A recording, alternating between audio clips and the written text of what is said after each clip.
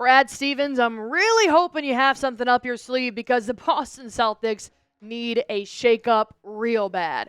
Not that the Boston Celtics are bad by any means, but they definitely have leveled out over the last month or two, losing to teams they really shouldn't be, not seeming like they're chasing the Cleveland Cavaliers, who are in first place in the Eastern Conference, enough.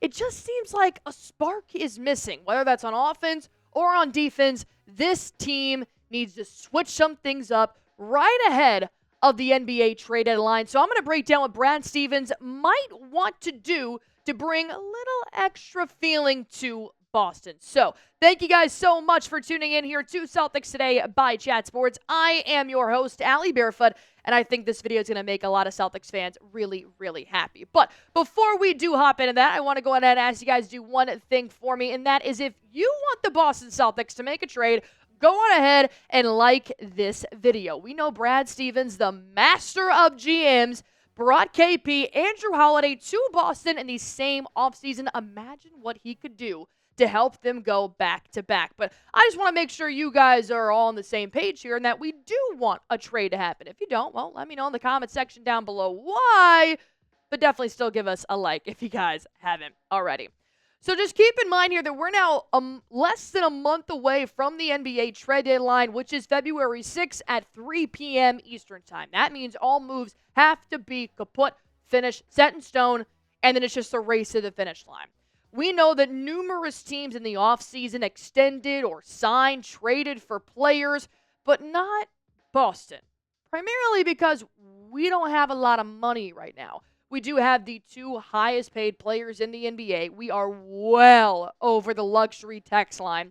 And we don't really have any trade assets that could be valuable enough to other teams. And most teams probably don't want to give us their best assets because we did recently just win the NBA Finals. But when you look at December and January primarily, this team doesn't look as dominant as it did last year, which is a big fat question mark because we have the exact same roster.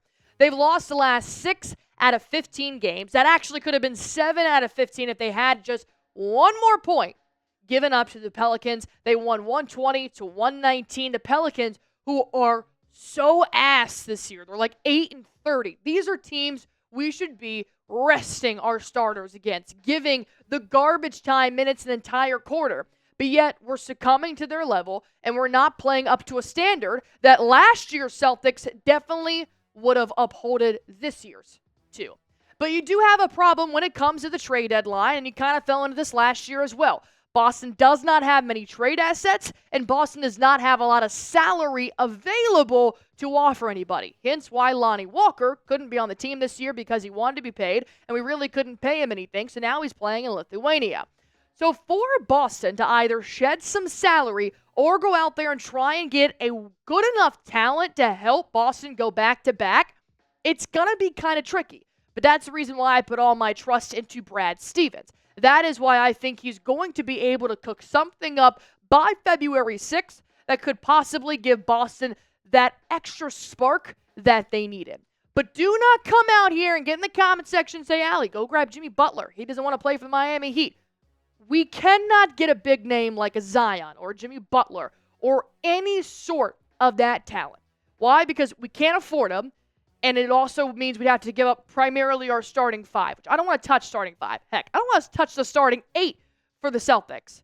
So do not expect a major blockbuster, we just traded for an all-star type of feel. But I recently watched the Boston Celtics versus the Pelicans game, and then I just had this light bulb go off in my head. Did a little bit of digging and found out this player only makes $2 million a year and could actually be a huge asset for Boston moving forward. Let's bring back Javonte Green. Why not, Stevens? Give him a phone call. See what's going on. The Pelicans are obviously going to be looking to rebuilding here. They're terrible this season. They're going to want to shake as many things up as they possibly can, and they're not in our conference. This is beautiful. I love Javonte Green coming off the bench for Boston. Obviously, he did that back in the early 2020s. And when you have a guy like Javonte Green, you're not going to get a sharp shooter like a Sam Hauser, a knockdown shooter, but you can get a shot-up shooter and a really good defensive player. So I do think that Javonte Green could be the perfect move for Brad Stevens to make by February 6th. We're going to break down a little bit more here on Javonte Green and what it would possibly take for Brad Stevens to make that phone call and make a trade like this work. But before I do, I want to go ahead and tell you guys about our sponsor.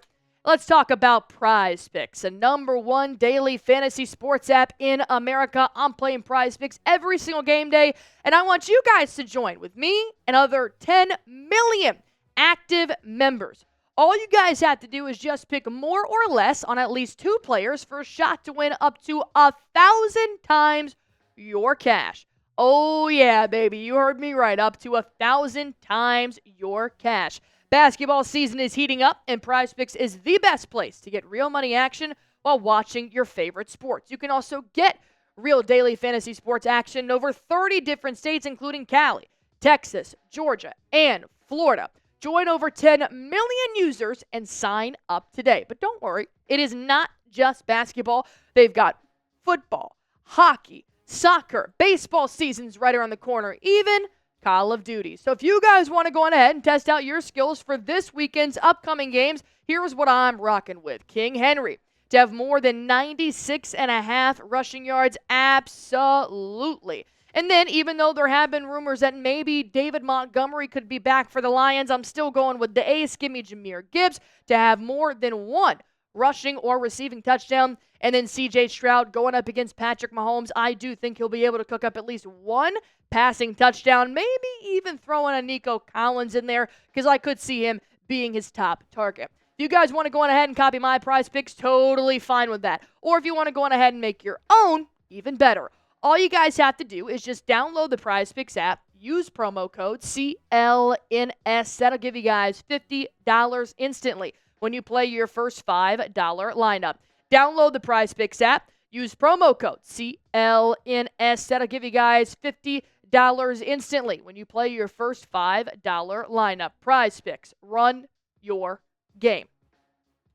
At the Pelicans and Celtics game, this picture started going viral around X. Obviously, it's Javonte Green and Brad Stevens embracing before the game started. Just a very friendly hug, very former GM and player-esque. But then I started thinking, could he maybe be asking, hey, Javonte, do you really like it in New Orleans or do you really miss Boston? No, they got to stay civil. But seriously, I do think they still have a lot of respect for each other, and Javonte is the type of guy that can come back, know the franchise, he knows Brad Stevens, he knows how this team works, and just try to help us go back-to-back. And obviously, Javonte would love to be on a winning team, considering the New Orleans Pelicans are complete booty cheeks this year. I think they would genuinely be wide open to giving Javonte to Boston for the right price. So, what would Boston be getting in Javonte Green? Well, like I said, he is more of a spot-up shooter. He's not so much the Sam Hauser come right off the bench, knock down 5 threes, and then go sit back on the bench until it's time to come back in. I really like his defense, and we know that with Boston, you play defense, you excel at defense, you earn a spot in that rotation. And Javonte Green has a really good build as well. This wing comes in at 6'4.5", 205 pounds. He's one of those guys that's not afraid to defend the bigger guy on the basketball court. He just is exciting to watch. And while Boston definitely is still exciting to watch, I have felt that level of mundane energy the last 2 months. Bringing in an external guy that's actually been internal before, bringing in an external guy that he's going to start playing for something bigger than himself, which he may be doing in New Orleans, I think that's the kind of spark that the Celtics do need heading into this final half of the season. And once again, when you look at a guy like Javonte Green, the number one thing that really always stands out to me here is going to be the field goal percentage. We know that he's averaging not the most amount of points a game, but when you've got top scorers in Jaylen Brown and Jayson Tatum, you don't need the 15 points a game coming from a guy off the bench. We're just lucky with a guy like Pritchard who does do that for us. But he is a sharp three-point shooter. He's an effective field goal shooter. And he's always looking to find the open shot. That is Missoula ball. That is finding the most effective shot, even if that means ending up being the three-pointer. So looking at a guy like Green and knowing that the Celtics are struggling right now in terms of their wing depth is another reason why I think this is a position Brad should be going after. Jayson Tatum and Jaylen Brown are obviously going to be your starters. They can fluctuate from that number 2, 3, and 4 spot. Maybe even Tatum out of 5, but let's not go there just yet. Hauser, I'm going to be real with you guys. Hauser hasn't had the level of competition that I have seen from the past couple of years. If anything, I think Pritchard has risen a lot in his game, while Hauser seems to be staying the same, if not kind of slightly falling down. But also, Hauser has dealt with some injuries. He missed 3 games at the beginning of the season because of a back injury. Now he's been resting about 1 game a week. So you want to be able to rely on your rotation guys. And then obviously you find Jordan Walsh. And Walsh has been a good position and good position filler in that rotation, but is he a playoff guy? That we have to find out. And then Baylor Scheierman, Scheierman just had a triple-double in Maine. That's awesome. But he's still a rookie. And once again, we're trying to win championships here and go back-to-back. So you can see our wing depth is becoming a little bit of an Achilles heel. So if you do end up getting a guy like Green that knows your system, that has played with these guys before, I think it's just a missing piece in the puzzle. And I do think Brad Stevens should take advantage of that. So here is the trade that I have cooked up between the Celtics and the Pelicans. We received Javonte Green, and they end up getting Jaden Springer and a 2025 second-round pick. You may have to add maybe one more draft capital in there just because the Pelicans are really going to be trying to refurbish and rebuild their program because their record is so bad. But knowing that Javonte Green makes a vet minimum right now, and you also have Springer who's making way more than he should at $4 million, I do think the Pelicans would be open to making this trade. It doesn't really impact the Pelicans as much because as of right now, they're not playoff contenders and they're last in the Western Conference, which is already the more competitive conference than the East. You shed some salary for Boston, you pick up a vet minimum guy, and you give away a second-round pick in the next year. I think Brad Stevens needs to make this trade happen. The Celtics need something because at this point, I just don't know if Boston has it in them to go back-to-back. And I hate to say that, I really do. They do have the talent, but it's that drive that I need to see. And if you guys want Green back in Boston, go on ahead and like this video. Help make it happen. You never know. Maybe Brad Stevens is out there looking on YouTube saying, what kind of trade should I make today? Oh, this video has 500 likes. Like, yes, let's bring back Javonte Green. And as always, if you guys haven't already, go on ahead and hit that sub button for me. Join 43,000 loyal subscribers here on Celtics Today and hit that sub button.